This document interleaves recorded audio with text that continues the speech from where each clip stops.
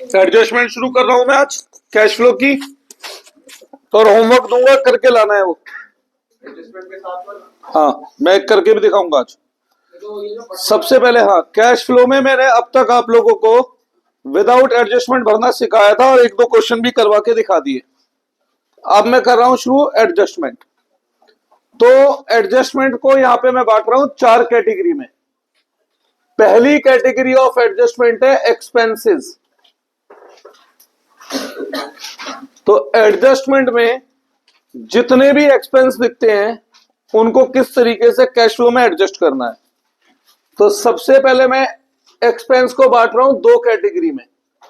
पहला operating expense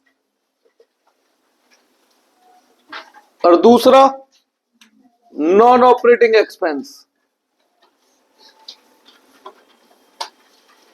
अगर आपको एडजस्टमेंट में ऑपरेटिंग एक्सपेंस दिखता है तो उन एडजस्टमेंट्स को हमें कर देना है इग्नोर।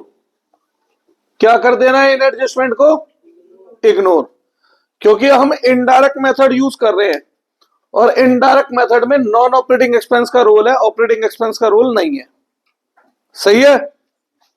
तो ऑपरेटिंग एक्सपेंस की कोई भी एडजस्टमेंट है, जैसे आउटस्टैंडिंग एक्सपेंस, जैसे प्रीपेड सैलरी, जैसे प्रोविजन फॉर बैड डेब्ट, ये सारी एडजस्टमेंट क्या कर देनी है? इग्नोर। अब बात रही नॉन ऑपरेटिंग एक्सपेंस की, तो इन्हें एडजस्ट कैसे करना होगा बेटा? जिस कैटेगरी का एक्सपेंस है उस कैटेगरी से करो माइनस। अगर फाइनेंसिंग का एक्सपेंस है तो फाइनेंसिंग से माइनस करो, इन्वेस्टिंग का एक्सपेंस है तो इन्वेस्टिंग से माइनस करो। और क्योंकि ये नॉन ऑपरेटिंग एक्सपेंस है इसलिए इसका दूसरा इफेक्ट क्या है? ऑपरेटिंग में प्लस करो। कुछ एग्जाम्पल दे रहा हूं इसके में। जैसे पहला एग्जाम्पल, इंटरेस्ट ऑन लोन या डिबेंचर। किस कैटेगरी का एक्सपेंस है ये? फाइनेंसिंग का। क्यों? क्योंकि इसका रिलेशन किससे है? लोन या डिबेंचर से। तो ये किस कैटेगरी का एक्सपेंस है? तो दो इफेक्ट क्या बने? फाइनेंसिंग से लेस, ऑपरेटिंग में ऐड। तो फाइनेंसिंग से लेस इंटरेस्ट ऑन लोन या डिबेंचर, और ऑपरेटिंग में ऐड इंटरेस्ट ऑन लोन या डिबेंचर। कोई डाउट इसमें? अच्छा, निकालना किस पर होता है इंटरेस्ट? ओपनिंग बैलेंस पे, क्लोजिंग बैलेंस पे? बेटा इंटरेस्ट होता है टाइम बेस। अब भाई डिपेंड करता है डिबेंचर चेंज कब हो रहे हैं। अगर डिबेंचर बीच में चेंज हो रहे हैं तो आधे महीने का पूरा ओपनिंग बैलेंस पे, आधे साल का क्लोजिंग पे। डिबेंचर 2 महीने बाद चेंज हो रहे हैं तो 2 महीने का ओपनिंग बैलेंस पे और 10 महीने का क्लोजिंग बैलेंस पे। क्वेश्चन कुछ नहीं बता रहा डिबेंचर कब चेंज हो रहे हैं, तो मैं एज्यूम करता हूं डिबेंचर एंड में चेंज हो रहे हैं। तो पूरे 12 महीने का इंटरेस्ट किस पर? ओपनिंग बैलेंस पर। ठीक है। जैसे example number 2, dividend proposed. Dividend किस पर देते हो? शेयर पर। तो इसका संबंध किस एक्टिविटी से है? तो डिविडेंड में आपको बस एक बात याद रखनी होगी बेटा, हमें 2 साल गिवन होंगे, करंट ईयर और प्रीवियस ईयर। तो करंट ईयर वाले डिविडेंड को हमें इग्नोर कर देना है, इससे हमें कोई मतलब नहीं है। ठीक है। हमें मतलब केवल कौन से डिविडेंड से है? प्रीवियस ईयर से है। अब डिविडेंड किस एक्टिविटी का खर्चा है? तो दो इफेक्ट क्या बने? फाइनेंसिंग से लेस, ऑपरेटिंग में ऐड। ये पहले ही लिख रखा था मैंने, मैं फिर से दोबारा लिख दे रहा हूं क्योंकि एडजस्टमेंट है अलग पेन से। ऑपरेटिंग में ऐड कर रहा हूं डिविडेंड मेड के नाम से, और फाइनेंसिंग से लेस कर रहा हूं डिविडेंड पेड के नाम से। ठीक है। एक और तरीके का डिविडेंड हो सकता है इंट्रीम डिविडेंड।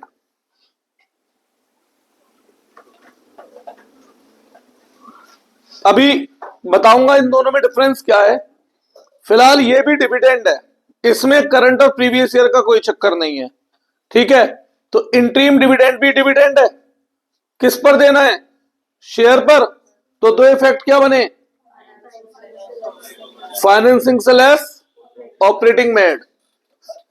सेम यहीं पर आ गया इंटरिम डिविडेंड, इंटरिम डिविडेंड। अब दोनों में डिफरेंस बताता हूं बेटा क्या होता है। प्रपोज डिविडेंड जो डिक्लेयर किया जाता है वो किया जाता है एनुअल जर्नल मीटिंग में, और एनुअल जर्नल मीटिंग कब होती है, जब अकाउंट्स प्रिपेयर हो जाते हैं। तो इस साल जो मैंने अकाउंट प्रिपेयर करे हैं वो किस साल के लिए कंप्लीट करे होंगे, पिछले साल के लिए। तो इंटरिम प्रपोज डिविडेंड इस साल डिक्लेयर होगा कहां पर, एनुअल जर्नल मीटिंग में। पर ये कौन से प्रॉफिट से के लिए होगा, तो इसीलिए इसे हम केवल प्रीवियस ईयर का कंसिडर करते हैं। इंटरिम डिविडेंड जो होता है वो डायरेक्टर डिक्लेयर करते हैं, ठीक है। एनुअल जर्नल मीटिंग में नहीं होता, ये शेयर होल्डर के द्वारा, ये डायरेक्टर के द्वारा होता है। जर्नली होता क्या है, अगर कभी डायरेक्टर को यह फील होता है कि इस साल हम लोग सफिशिएंट प्रॉफिट ऑलरेडी कमा चुके हैं, ठीक है भाई, ऐसा तो है नहीं, कंपनी साल के एंड में ही प्रॉफिट को पता लगाती है, हर 3-4 महीने में चेक करती रहती है। तो उन्हें अगर अंदाजा लगता है कि इस साल ऑलरेडी सफिशिएंट प्रॉफिट है, तो करंट ईयर के प्रॉफिट में से करंट ईयर के मिड में ही डिविडेंड डिक्लेयर कर दिया जाता है। उसे क्या कहा गया है, इंटरिम। तो यहां प्रीवियस का रोल है और यहां पर करंट ईयर का रोल है। और एग्जांपल देखते हैं, जैसे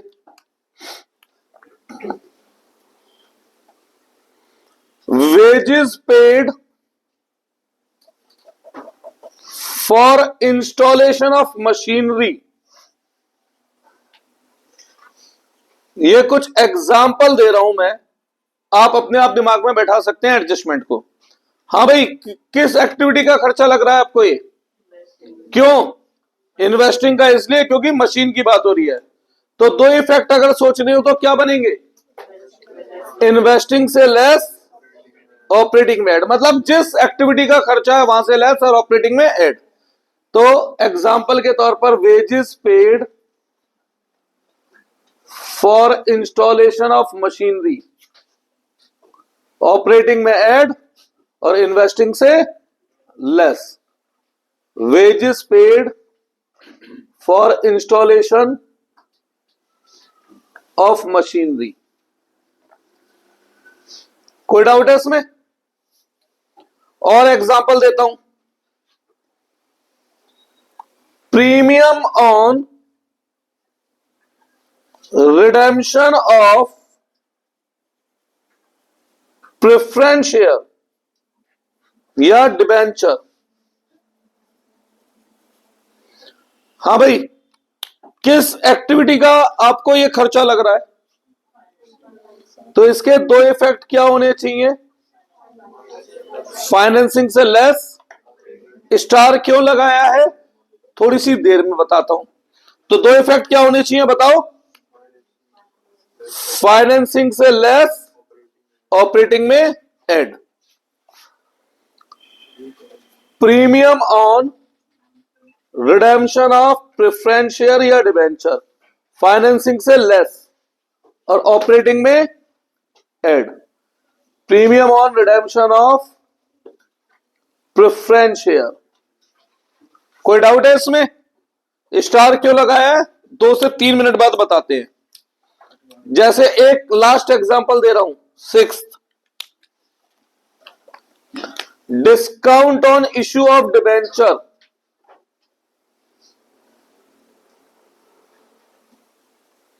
हाँ भाई, किससे संबंध लग रहा है आपको, तो दो इफेक्ट क्या होने चाहिए, फाइनेंसिंग से लेस, ऑपरेटिंग में ऐड। तो फाइनेंसिंग से लेस हो गया, discount on issue of debenture. ये सब एडजस्टमेंट्स के एग्जाम्पल दिए हैं, कोई नई एडजस्टमेंट आ जाए तो भी कर सकते हैं आप लोग, है ना। और ऑपरेटिंग में add, discount on issue of debenture.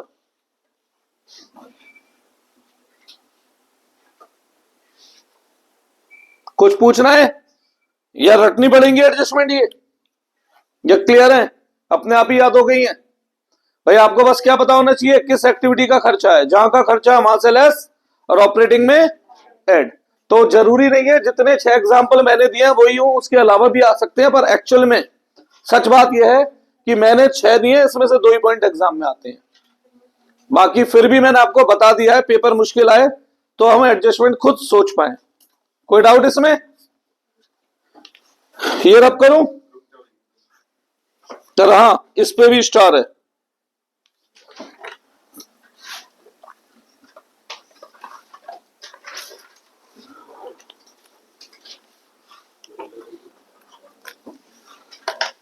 पहले भी लिखे होंगे नोट्स तो ये नहीं।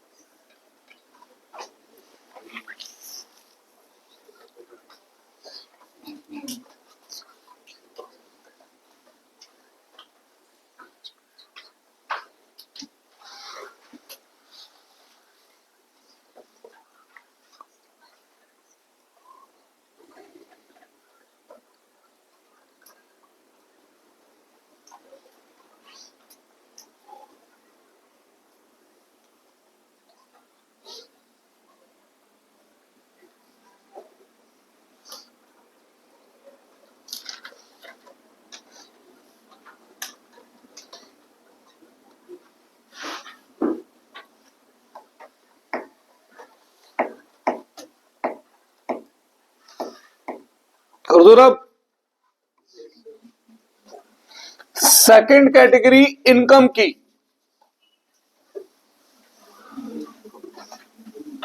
अच्छा, एडजस्टमेंट का बेसिकली आप लोग क्या समझते हैं, क्या मतलब होता है? कोई भी इंफॉर्मेशन जो लिखी है वो एडजस्टमेंट है, हर इंफॉर्मेशन जो लिखी है अलग से वो एडजस्टमेंट है। तो एडजस्टमेंट का मतलब क्या समझते हैं आप लोग? भाई मुझे तो एडजस्टमेंट का मतलब समझ में आता है बस 2 बात। या तो कोई ट्रांजैक्शन अनरिकॉर्डेड है तो वो एडजस्टमेंट है, क्योंकि उसे अब रिकॉर्ड करना है, ठीक है। या कोई एरर है तो वो एडजस्टमेंट है, उसे सुधारना है, ठीक है। तो हर एडिशनल इंफॉर्मेशन एडजस्टमेंट तो ऐसा बिल्कुल जरूरी नहीं होता बेटा। फॉर एग्जाम्पल, बैलेंस शीट में आपको दिख रहा है शेयर 10 लाख से 15 लाख के हो रहे हैं, और नीचे एडिशनल इंफॉर्मेशन में लिखा है during the year company issue share of ₹5 lakh. तो ये एडजस्टमेंट हुई नहीं हुई? ये एडजस्टमेंट नहीं है, ये तो हमें पहले से दिख रहा है, रिकॉर्ड है ऑलरेडी। तो हर वो इंफॉर्मेशन जो एडिशनल इंफॉर्मेशन में हो, बिल्कुल जरूरी नहीं है कि वो हमेशा एडजस्टमेंट ही होगी। कई बार वो क्या हो सकती है, जस्ट एन इंफॉर्मेशन। जैसे डिबेंचर है 1 लाख से 3 लाख के हो रहे हैं बैलेंस शीट में, और एडजस्टमेंट में लिखा है during the year additional debenture were issued on 1 अक्टूबर। तो क्या ये एडजस्टमेंट है? ये जस्ट एन इंफॉर्मेशन है कि भैया डिबेंचर में चेंज कब आया है, तो डिबेंचर का कुछ नहीं करना, उस पे इंटरेस्ट होगा तो उसका देखना है वो। तो हर एडिशनल इंफॉर्मेशन एडजस्टमेंट हो ऐसा जरूरी नहीं होता, सही है। चलो आगे बढ़ते हैं। सेकंड कैटेगरी है इनकम की। सेकंड कैटेगरी है इनकम की। अब सेम बात, इनकम को हम 2 कैटेगरी में बांट के चल रहे हैं। या तो ऑपरेटिंग इनकम होंगी या नॉन ऑपरेटिंग इनकम होंगी। या तो ऑपरेटिंग इनकम होंगी या नॉन ऑपरेटिंग इनकम होंगी। अगर ऑपरेटिंग इनकम है तो सेम बात, क्या कर देना है, इस एडजस्टमेंट को कर देना है इग्नोर, क्योंकि हम इनडायरेक्ट मेथड यूज कर रहे हैं और वहां पर हमें जरूरत किसकी है, नॉन ऑपरेटिंग की। अब अगर नॉन ऑपरेटिंग इनकम है तो सेम वही 2 इफेक्ट, जिस एक्टिविटी की इनकम है, जिस एक्टिविटी की इनकम है उस एक्टिविटी में क्या करो, ऐड करो। जिस एक्टिविटी की इनकम है उस एक्टिविटी में क्या करो, ऐड करो। और क्योंकि ये नॉन ऑपरेटिंग इनकम है तो ऑपरेटिंग एक्टिविटी में से इसे क्या करो, माइनस करो। अब कुछ एग्जांपल लिखवा सकता हूं, जैसे एग्जांपल इंटरेस्ट या डिविडेंड रिसीव। इंटरेस्ट या डिविडेंड मुझे किस पर मिलता है, इन्वेस्टमेंट पर मिलता है। इंटरेस्ट या डिविडेंड मुझे किस पर मिलता है, तो ये किस एक्टिविटी की इनकम हुई, तो ये इन्वेस्टिंग एक्टिविटी की इनकम हुई। तो इसके दो इफेक्ट क्या बने, इन्वेस्टिंग में ऐड, ऑपरेटिंग से लेस। इंटरेस्ट या डिविडेंड रिसीव, इन्वेस्टिंग में ऐड और ऑपरेटिंग से लेस। कोई डाउट इसमें, श्योर। जैसे adjustment number 2, premium on issue of share या debenture. Premium on issue of share या डिबेंचर किस एक्टिविटी की इनकम हुई है, फाइनेंसिंग की। तो दो इफेक्ट क्या बने, फाइनेंसिंग में ऐड, ऑपरेटिंग से less. Premium on issue of share debenture, financing में ऐड और ऑपरेटिंग से लेस। बेसिकली ये प्रीमियम ऑन इशू कौन सा प्रीमियम होता है बेटा, ये सिक्योरिटी प्रीमियम होता है। ठीक है, ये क्या होता है, सिक्योरिटी प्रीमियम होता है। और इस पर भी मैं एक स्टार लगा रहा हूं। अब इस स्टार में बेसिकली मैं क्या कहना चाह रहा था, क्यों मैंने स्टार लगवाया, तीन चीजों पे। अगर सपोज करो साल में 2 लाख रुपए के डिबेंचर इशू हुए 10% प्रीमियम पर, तो कितना प्रीमियम होना चाहिए, 20,000। बैलेंस शीट में क्लियर दिख रहा है कि प्रीमियम 50,000 से 70,000 हो गया, तो कितना प्रीमियम बढ़ रहा है बैलेंस शीट में ऑलरेडी। तो क्या ये ट्रांजैक्शन रिकॉर्डेड थी, अनरिकॉर्डेड थी, तो क्या यहां कोई एरर था, तो इसका मतलब ये जस्ट एन इंफॉर्मेशन थी। तो क्या इसको एडजस्टमेंट की तरह ट्रीटमेंट करना है, नहीं। तो इसी बात को ध्यान में रखकर मैंने स्टार वाले पॉइंट बताए 3। अगर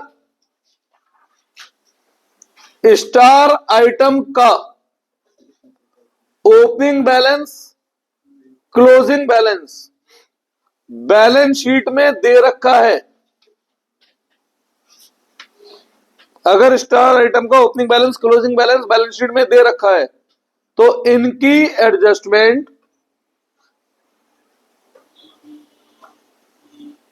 इग्नोर कर दो, क्योंकि ये जस्ट एन इंफॉर्मेशन रह गई। अब ये एडजस्टमेंट है ही नहीं, क्या रह गई, ये केवल इंफॉर्मेशन रह गई।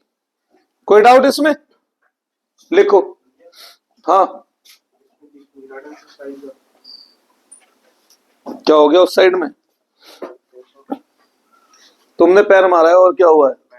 हाँ, तो मैं तो जब करके गया था, सेट करके गया था इसे पूरा, मैं तो पूरा वो करके गया था।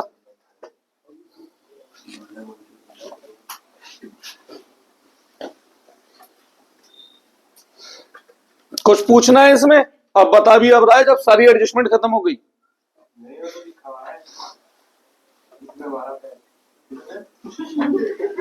नहीं, वो आई थी इसमें, नहीं एक्सपेंस वाली।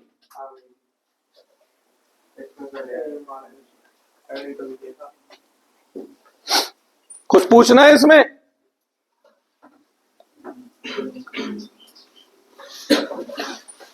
हाँ जी। तीसरी कैटेगरी,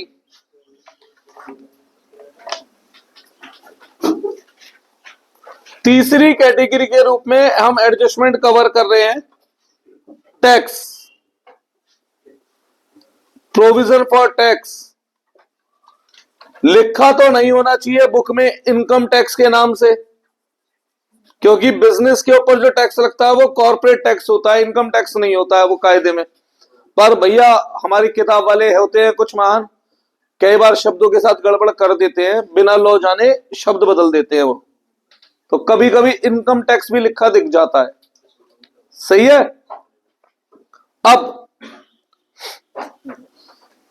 टैक्स की अगर एडजस्टमेंट हो तो यहां पर हम अकाउंट बनाएंगे प्रोविजन फॉर टैक्स। क्या बनाएंगे? अकाउंट बनाएंगे प्रोविजन फॉर टैक्स। कल ही रेशो में देखी थी हमने एक गलती बुक की, एक नहीं दो तीन बार, उसे पता ही नहीं मैं आंसर क्यों दे रहा हूं, बस दे रखा है मैंने आंसर। और वैसे 100 कोड सबसे ज्यादा चलने वाली किताब है।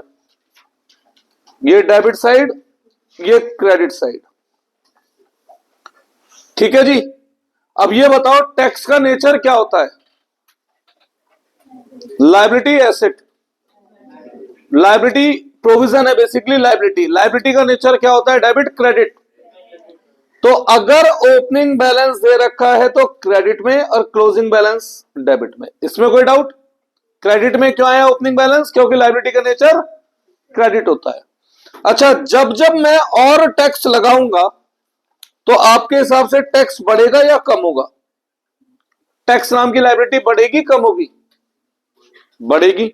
तो बाई पीएनएल करके यहां आता है टैक्स मेड या tax provided.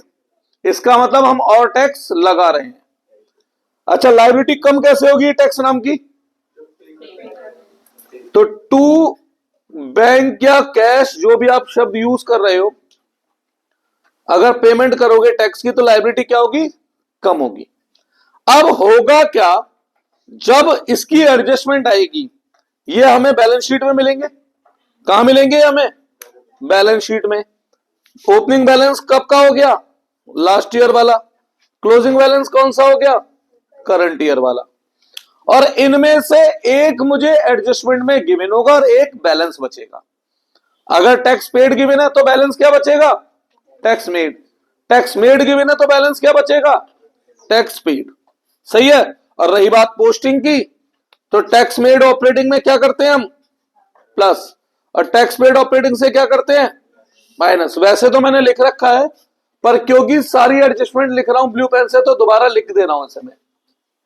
Tax made operating में प्लस और टैक्स पेड ऑपरेटिंग से माइनस। अगर एडजस्टमेंट दे रखी है तो ये तरीका अप्लीकेबल है। कितनी कैटेगरी हो चुकी है एडजस्टमेंट में? टैक्स मेड या tax provided? P and L, ये लास्ट ईयर। अब बची चौथी और last category for adjustment, fix assets या नॉन करंट इन्वेस्टमेंट की। ठीक है, फिक्स एसेट या नॉन करंट इन्वेस्टमेंट। नोट कर लो इसे, फिर कराता हूं अभी।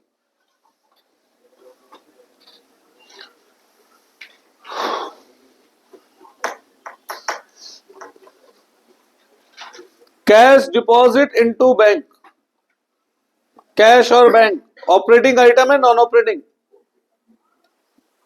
तो भी एडजस्टमेंट इग्नोर होगी, या फिर मैं आपको पहले भी बता चुका हूं दोनों ही क्या है? कैश और कैश इक्विवेलेंट है, तो भी एडजस्टमेंट क्या होगी?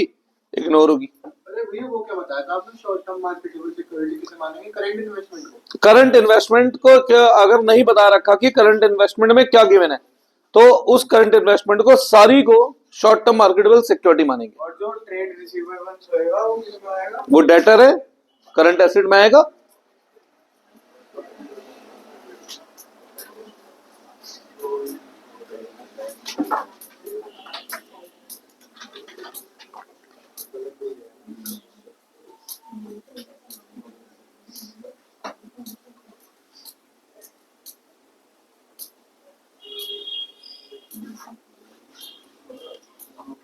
करूँ अब?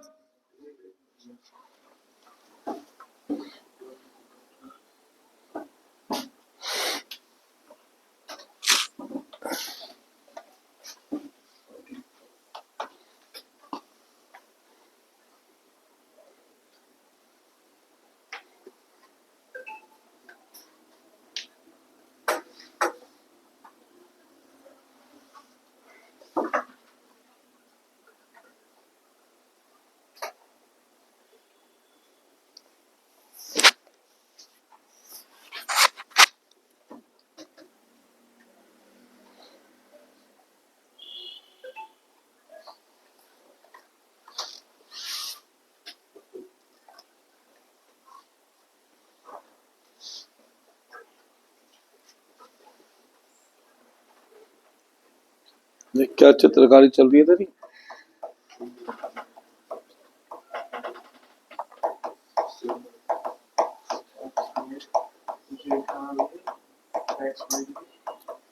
प्रोवाइडेड भी लिखा होता है, टैक्स मेड लिखा होगा या tax provided. Basically current year में जो टैक्स करंट ईयर की इनकम पर लगा ये वो टैक्स होता है। हो गया। अब चौथी कैटेगरी फिक्स एसेट या नॉन करंट इन्वेस्टमेंट की।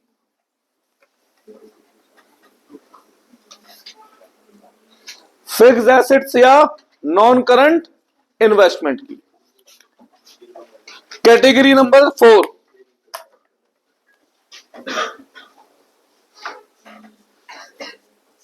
फिक्स एसेट या नॉन करंट इन्वेस्टमेंट।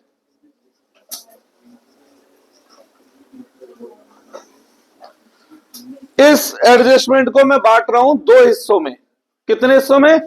दो। ए, व्हेन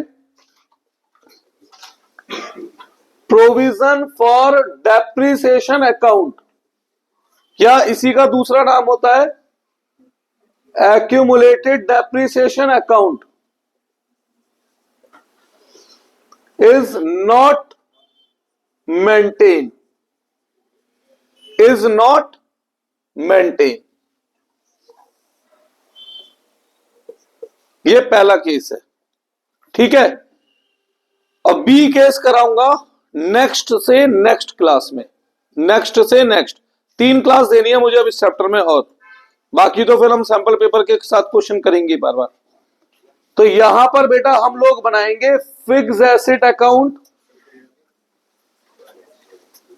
या अगर नॉन करंट इन्वेस्टमेंट की एडजस्टमेंट है तो नॉन करंट इन्वेस्टमेंट अकाउंट।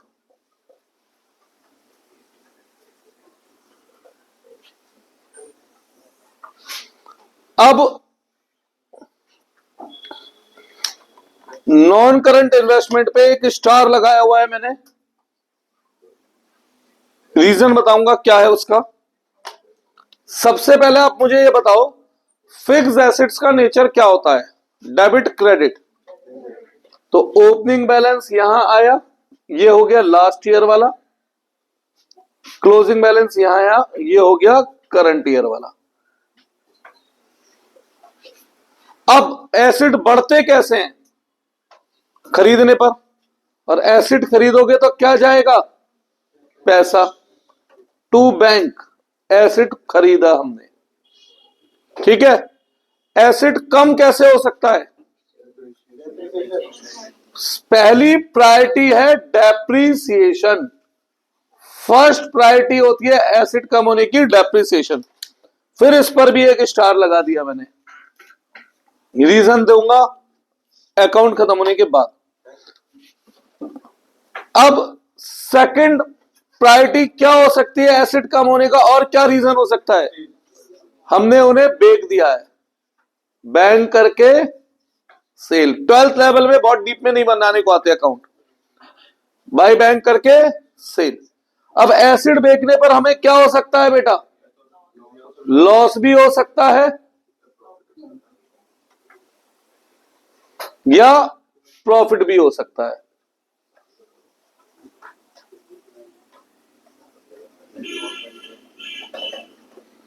ठीक है। अब इसकी पोस्टिंग कैसे कैसे रहेगी?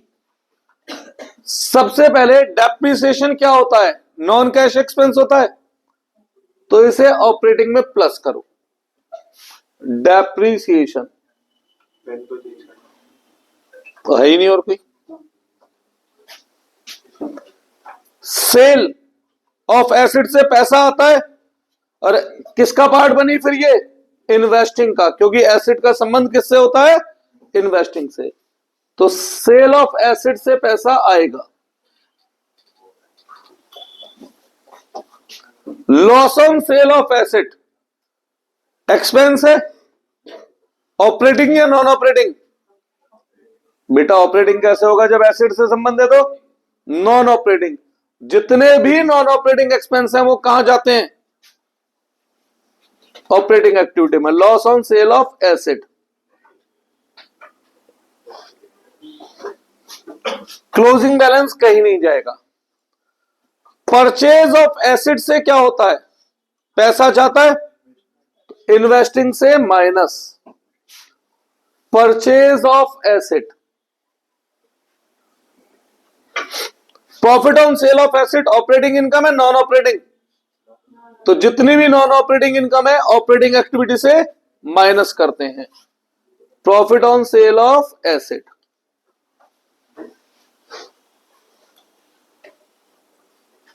ठीक है। अब यहां पर क्या क्या याद रखना है? अगर मुझे एसिड की कॉस्ट बता दी 10 लाख और एसिड बेच रहा हूं 6 लाख में, तो कितना लॉस? गलत है ये बात। कॉस्ट का मतलब होता है ओरिजिनल कॉस्ट, जिस रेट पर हमने उसे कभी खरीदा था। क्यों बेटा? उसे यूज नहीं किया हमने। तो जब भी प्रॉफिट या लॉस निकलता है ना, कॉस्ट से कंपेयर नहीं करते हैं सेल वैल्यू को, हम कंपेयर करते हैं बुक वैल्यू से। किससे कंपेयर करते हैं? बुक वैल्यू से। तो अगर कभी ऐसा कुछ दिखे तो एक छोटी सी स्टेटमेंट लिख लेना। एसिड की कॉस्ट में से जब हम एसिड का आज तक का डेप्रिसिएशन माइनस करते हैं तो एसिड की क्या पता लगती है? बुक वैल्यू पता लगती है। और उस बुक वैल्यू को फिर हम कंपेयर करते हैं सेल से, तो हमें पता लगता है प्रॉफिट है या लॉस है। ठीक है बेटा? तो हमें पता लगता है प्रॉफिट है या लॉस है। अच्छा, कभी कभी ये लोग प्रॉफिट कैपिटलिज्म में ट्रांसफर कर देंगे। ठीक है, तो मैं तो ये कहूंगा एडजस्टमेंट को, उस बात को इग्नोर करो। कैपिटल जब भी आप यहीं पे लिखोगे, प्रॉफिट भी यहीं लिखोगे, तो ऑटोमेटिकली क्या हो जाएगा बेटा? वो एडजस्ट हो जाएगा। ठीक है, वो क्या हो जाएगा? अपने आप एडजस्ट हो जाएगा। अब रही बात इस स्टार का मतलब क्या था? इस स्टार का क्या मतलब था भैया? इन्वेस्टमेंट पे डेप्रिसिएशन नहीं लगता है। नॉन करंट इन्वेस्टमेंट पर डेप्रिसिएशन नहीं लगता है।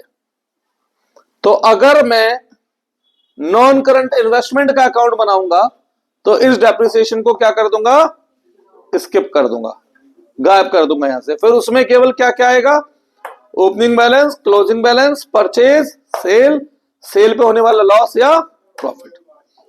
तो आज के लिए तो इतनी एडजस्टमेंट है। एक क्वेश्चन में मैं इन एडजस्टमेंट को अप्लाई करके दिखा रहा हूं अभी।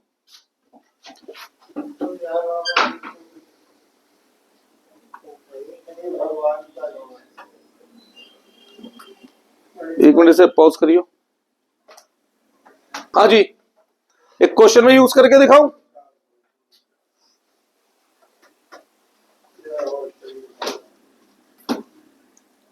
कर दो रब। दिखाओ, एक जना बुक दिखाओ।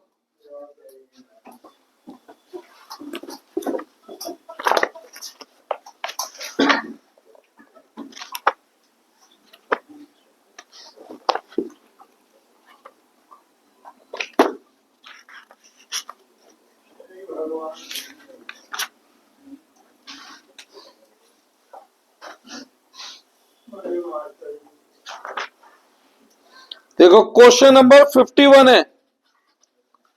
इसको ग्रुप में सेंड कर दो एक बार। ये 2025 वाली बुक है, क्वेश्चन नंबर 51।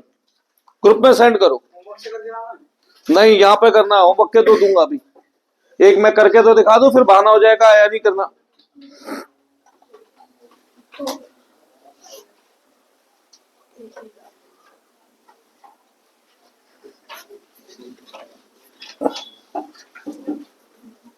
कर दो रब, कर दो भाई। तो ये बचाई मैंने एडजस्टमेंट की जगह।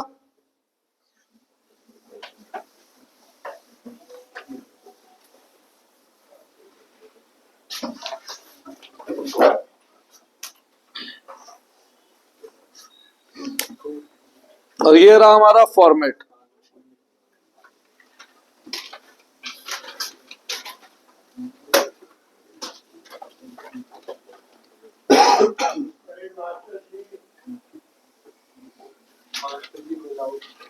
बाबा 1 घंटे बाद आना, सुनाई नहीं देता क्या?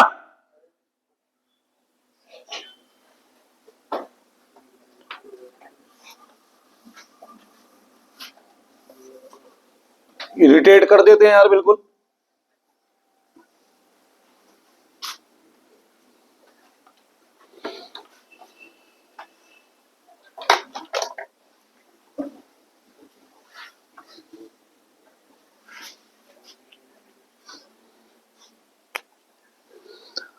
करें, चलो क्वेश्चन नंबर 51, एडजस्टमेंट नंबर 1 बोलो। एडजस्टमेंट से स्टार्ट करना है। हमेशा एडजस्टमेंट से स्टार्ट करना है। Investment costing 24,000 rupees. सबसे पहले इन्वेस्टमेंट की एडजस्टमेंट है, तो क्या बनाना है? इन्वेस्टमेंट का अकाउंट। ओपनिंग क्लोजिंग, इन्वेस्टमेंट पे डेप्रिसिएशन नहीं आता, सेल, लॉस, प्रॉफिट, परचेज। ठीक है। ओपनिंग बैलेंस लास्ट ईयर का बनेगा, बताओ बेटा लास्ट ईयर की वैल्यू। करंट इन्वेस्टमेंट का क्यों भैया? करंट इन्वेस्टमेंट तो ऑपरेटिंग का पार्ट है, इसका पार्ट है इक्विवेलेंट का, तो नॉन करंट इन्वेस्टमेंट होती है यूज। तो नॉन करंट इन्वेस्टमेंट का लास्ट ईयर का बैलेंस बताओ, 1.5 लाख। और नॉन करंट इन्वेस्टमेंट का 180। ठीक है। अब आगे investment costing 24,000 was sold during the year for 25,500। 24,000 वाली इन्वेस्टमेंट 25,500 में बेची। 24 वाली इन्वेस्टमेंट 25,500 में बेची, तो 1,500 का क्या हुआ? प्रॉफिट। कोई डाउट इसमें? और भी कुछ लिखा है? दोनों साइडों का टोटल क्या होना चाहिए? बराबर। क्या दोनों साइडों का टोटल बराबर है? नहीं है, तो बैलेंस क्या बच जाएगा? परचेज। कितना? 54,000। अब रही बात पोस्टिंग की, सेल इन्वेस्टिंग में ऐड होता है, करो। Sale of investment 25,500। Profit operating से माइनस होता है, करो। Profit on sale of investment कितना? 1,500। परचेज इन्वेस्टिंग से माइनस होती है, लिखो परचेज ऑफ इन्वेस्टमेंट 54,000। कुछ पूछना है? श्योर? देख लो आराम से, अभी अभी अकाउंट बनवाया था, मैच कर लो, कोई दिक्कत हो तो पूछ लो। पक्की बात है। एडजस्टमेंट नंबर 2 बोलो। प्रोविजन फॉर टैक्स की बात हो रही है। किसकी बात हो रही है? Provision for tax. तो बनाओ प्रोविजन फॉर टैक्स का अकाउंट। ओपनिंग बैलेंस कितना दे रखा है बताओ टैक्स का, बैलेंस शीट में या नोट टू अकाउंट में? 2,25,000। क्लोजिंग बैलेंस कितना दे रखा है बैलेंस शीट में या नोट टू अकाउंट में? 30,000। टैक्स मेड या पेड में से कोई एक चीज गिवन होगी। टैक्स मेड गिवन है, कितना? 27,000। तो बैलेंस क्या निकल कर आएगा? टैक्स पेड निकल कर आएगा, 2,22,000। अब रही बात पोस्टिंग की, टैक्स मेड ऑपरेटिंग में क्या होता है? प्लस। टैक्स मेड ऑपरेटिंग में प्लस, और टैक्स पेड ऑपरेटिंग से क्या होता है? माइनस। ये रही टैक्स पेड की जगह 2,22,000। जो मैंने एडजस्टमेंट लिखी और जो मैंने एडजस्टमेंट करी उसमें कोई डिफरेंस दिख रहा है? श्योर है एकदम? पक्की बात? कोई चेंज नहीं है ना? Adjustment number 3, During the year, a part of fixed assets costing बात हो रही है फिक्स एसेट की। तो फिक्स एसेट का भी क्या बनता है? अकाउंट बनता है। एसेट का nature debit, opening balance, closing balance, depreciation, sale, loss, profit या परचेज, ऐसा ही है ना कुछ? फिक्स एसेट का ओपनिंग बैलेंस बोलो बैलेंस शीट में से, बुक लेकर ही नहीं आते तो बोलोगे क्या? 12 लाख। Closing balance 9,60,000। उल्टा तो नहीं बोल रहे? पक्की बात है। अब एडजस्टमेंट पढ़ो। during the year, a part of the fixed assets costing 30,000 was sold for 36,000. 30,000 वाले एसेट को हमने 36,000 में बेचा है, तो सेल 36,000 में करा है 30 का एसेट, तो 6,000 का क्या हो रहा है? प्रॉफिट। ये लॉस और लॉस नहीं है ना? आगे बढ़ो। और भी कुछ है फिक्स एसेट से related? The profits were included in the statement of business. कुछ और है? नहीं। दोनों साइड का टोटल क्या होना चाहिए? किस साइड कमी दिख रही है आपको? Credit side. कितने रुपए का डिफरेंस दिख रहा है? 2,10,000। बचा क्या है? डेप्रिसिएशन बचा है, वही निकल सकता है। सही है। अब पोस्टिंग की बात करते हैं। डेप्रिसिएशन ऑपरेटिंग में प्लस होता है। डेप्रिसिएशन ऑन फिक्स एसेट कितना? 2,10,000। सेल ऑफ एसेट से पैसा आता है इन्वेस्टिंग में add. Sale of fix asset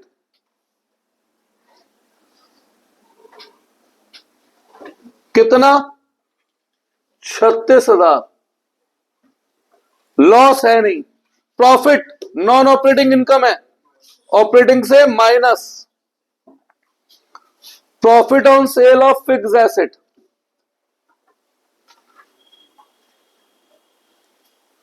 कितना? 6,000। आगे बढ़ो। हाँ जी। The interim dividend paid during the year amounted to 8,20,000. Interim dividend की एडजस्टमेंट आ गई। डिविडेंड किस पर देते हैं? शेयर पर। किस एक्टिविटी का खर्चा हुआ? तो दो इफेक्ट क्या बने? फाइनेंसिंग से लेस, ऑपरेटिंग में ऐड। फाइनेंसिंग से लेस इंट्रीम डिविडेंड कितने रुपए? 1,20,000। बड़ी रकम है। और ऑपरेटिंग में ऐड। पक्का सही बोल रहे हो? अमाउंट 1,20। आगे बढ़ो। बस नहीं।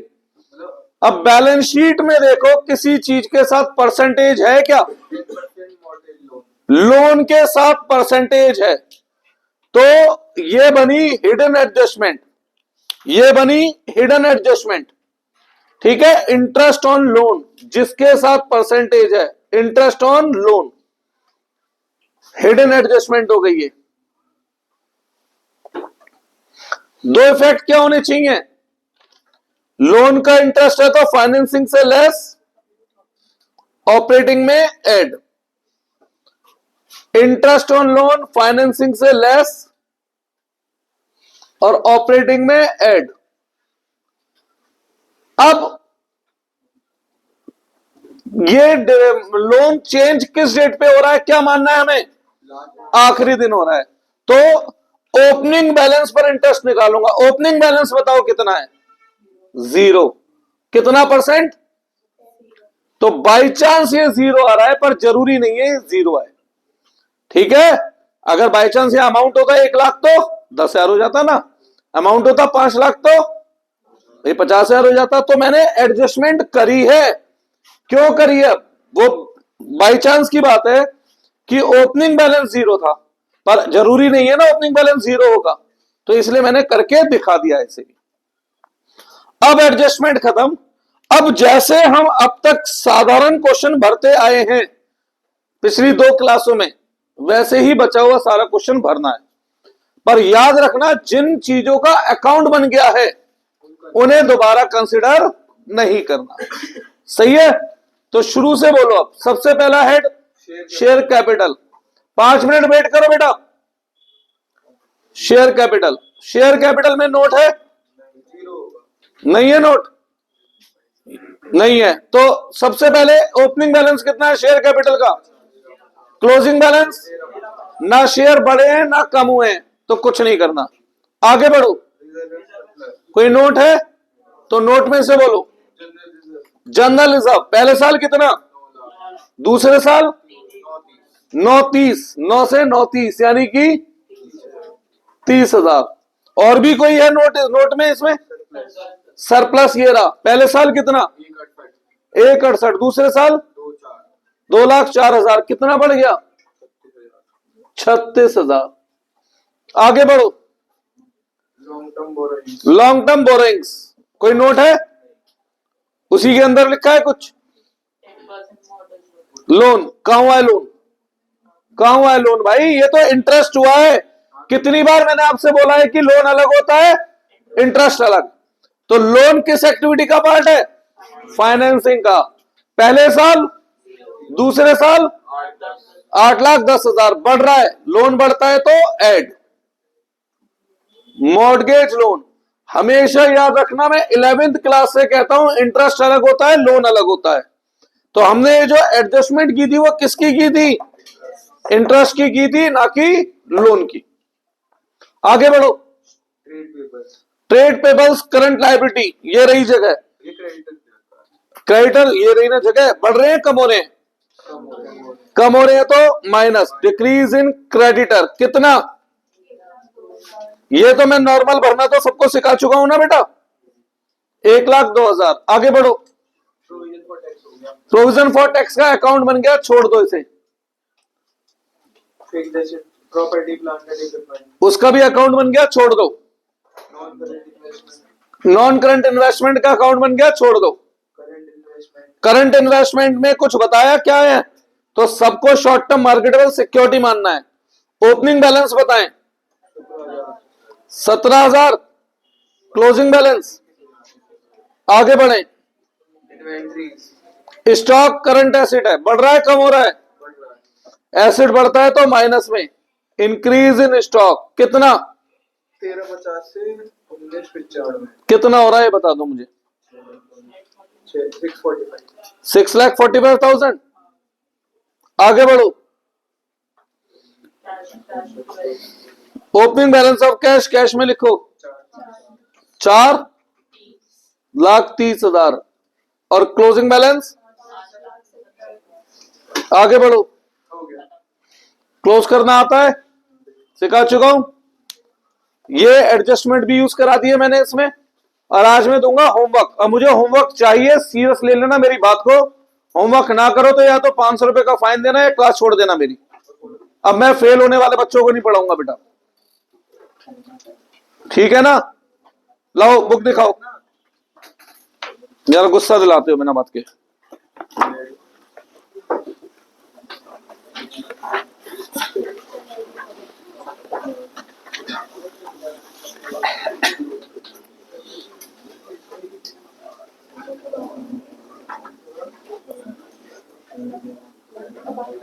हाँ जी,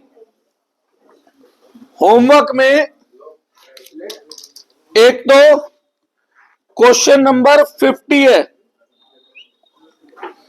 होमवर्क में क्वेश्चन नंबर 50 है। पूरा ले लियो। ये तो गलती होगी। और